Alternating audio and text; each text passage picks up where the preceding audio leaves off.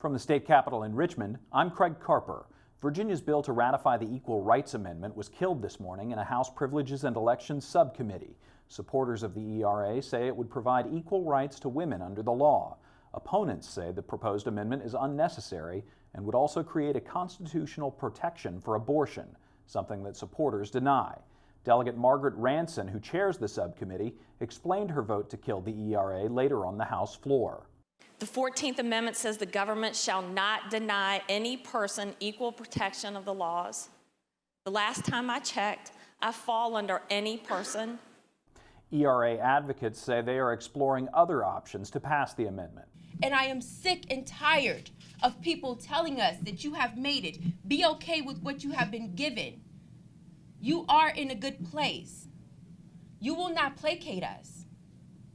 We are not done. We are not finished. Only thing you've done is added fuel to our fire. ERA supporters are hoping that the full Privileges and Elections Committee will take the unusual step of reviving the bill for another vote later this session. For Assembly 19, I'm Craig Carper.